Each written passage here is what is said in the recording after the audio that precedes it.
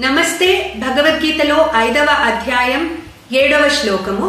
యోగయుక్తో విశుద్ధాత్మా విజితాత్మా జితేంద్రియః సర్వభూతాత్మ భూతాత్మ కుర్వన్నపి న లిప్యతే. సో భగవానుడు ఇక్కడ ఇంకొంచెం గ్లోరిఫై చేస్తున్నారు కర్మయోగాన్ని. అంటే ఒక కర్మయోగంలో ఎక్సెల్ అయిన వాడు ఎలా ఉంటాడో చెప్తున్నారు. సో యోగయుక్తో విశుద్ధాత్మ అంటే ఈ కర్మయోగం యందు స్థితంగా ఉన్నవాడు 4 లక్షణాలు సాధిస్తారని చెప్తున్నారు. ఒకటి, విశుద్ధాత్మ విజితాత్మ జితేంద్రియ సర్వభూతాత్మ భూతాత్మ. అంటే ఏంటి? విశుద్ధాత్మ అంటే అతడి చిత్తము ప్యూర్ గా ఉంటుంది, అందులో ఎటువంటి ద్వంద్వాలు ఉండవు. తర్వాత సుఖ దుఃఖాలు గాని, ఎందుకంటే ద్వంద్వాలు ఎందుకు ఉండవు? ముందు ఆసక్తి లేదు పని మీద. సో ఏ రిజల్ట్ వచ్చినా యాక్సెప్ట్ చేస్తాడు, అది ప్రసాద భావంతో ఉంటాడు. తను ఏది చేసినా కూడా ఈశ్వరుడికి అర్పిస్తాడు. సో అతడి మైండ్ ప్యూర్, అతని కాన్షియస్నెస్ ప్యూర్ గా ఉంటుంది, చిత్తము ప్యూర్ గా ఉంటుంది.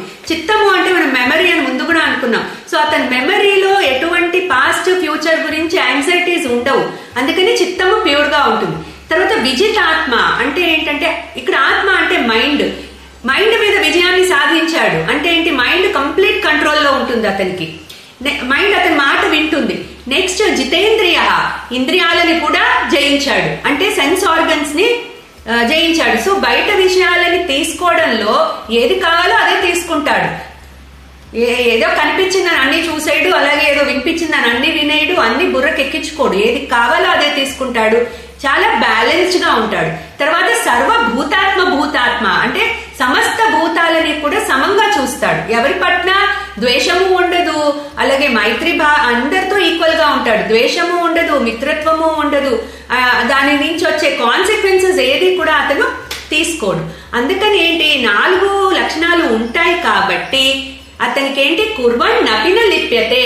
సో అతను అన్ని యాక్షన్స్ చేస్తున్నా కూడా ఏ యాక్షన్ నుంచి కూడా బాండేజ్ అనేది అతనికి క్రియేట్ అవ్వదు అని చెప్తున్నారు భగవానుడు. సో కర్మయోగాన్ని ఇక్కడ ఎలివేట్ చేస్తున్నారు, గ్లోరిఫై చేస్తున్నారు ఈ శ్లోకంలో. సో కర్మయోగం యొక్క రిజల్ట్ ఈ 4 రకాలుగా ఉంటుంది అని చెప్పి చెప్తున్నారు. క్లీం కృష్ణాయ నమః.